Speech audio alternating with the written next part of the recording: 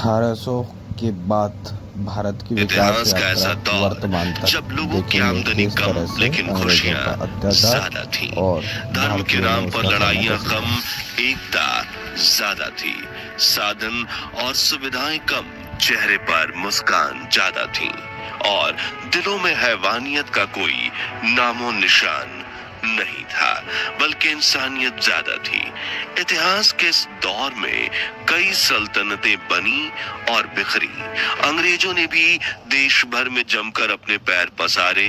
देशवासियों पर ब्रिटिश हुकूमत के अत्याचार बढ़ने लगे और सन 1857 में रानी लक्ष्मीबाई, बहादुर शाह जफर, मंगल पांडे, नाना साहिब और तात्या टोपे जैसे महान लीडर्स की आगवानी में अखंड भारत ने अपनी पहली स्वतंत्रता की लड़ाई लड़ी।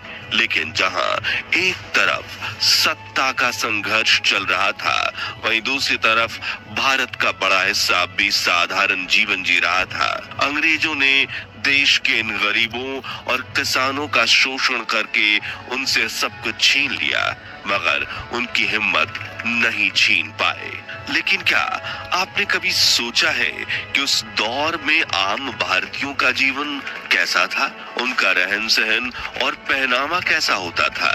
हमारे पूर्वज क्या काम किया करते थे? उस दौर में यातायात की सुविधाएं कैसी होती थीं और महान साम्राज्यों के राजा अपने दरबार कैसे लगाते थे?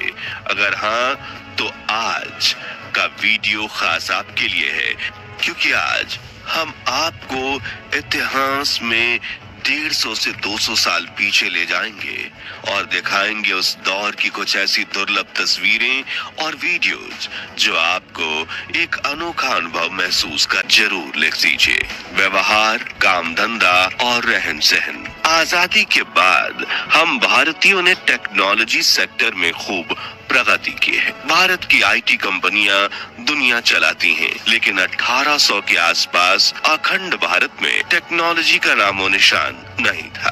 फिर भी हर भारतीय के जीवन में सुकून था। बात करने के लिए टेलीफोन नहीं था, लेकिन दिलों का कनेक्शन मजबूत था।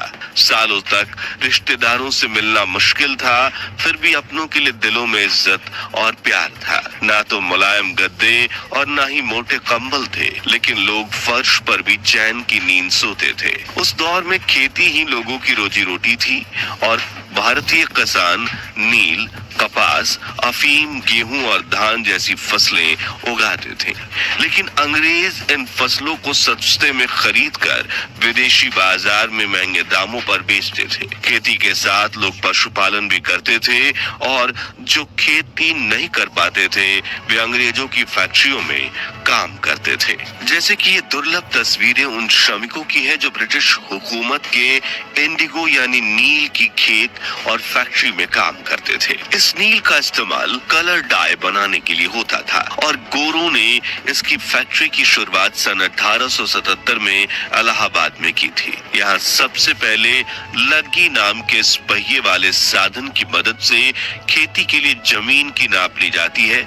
फिर जमीन खोदा जा रहा है और पौधे लगाए जा रहे हैं, जिसके बाद श्रमिक इन पौधों को काटकर फैक्ट्री में ले जाते हैं और खुद पानी में उतरकर अपने हाथों से फसल की कुटाई करते हैं, जिसके बाद इन्हें चक्की में पीसकर प्रेस करके बड़ी ईंट का आकार देकर सुखाया जा रहा है और आखिर में इस छोटे छोटे टुकड़े में काटकर यूरोपियन देशों में भेजने के लिए तैयार किया जा रहा है। कहा जाता है कि इतनी मेहनत करने के बावजूद ब्रिटिश हुकूमत इन मजदूरों का शोषण करती थी और 16-16 घंटे काम करवाकर सिर्फ 4 आने देती थी, जिससे ये अपने परिवार की जरूरतें भी मुश्किल से पूरी कर पाते थे। इस तस्वीर में महिलाएं चाय की फैक्ट्री में काम कर रही हैं, वहीं यहाँ नारियल का तेल निकालने का काम चल रहा है और ये पटना की ओपियम फैक्ट्री है। अब ऐसा नहीं है कि हर कोई फैक्ट्री में काम करता था, बल्कि गांव और शहर के मार्केट में भी कुछ लोगों ने अपनी दुकानें खोल रखी थी।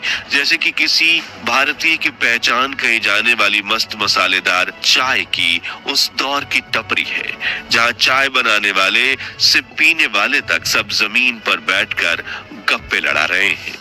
वहीं ये खूबसूरत बर्तन और गहने बनाने वाली सदियों पुरानी राजस्थान की कला को प्रस्तुत करने वाली दुकान है। ये बॉम्बे का मशहूर कॉटन मार्केट है, जबकि ये लाहौर का सब्जी मार्केट।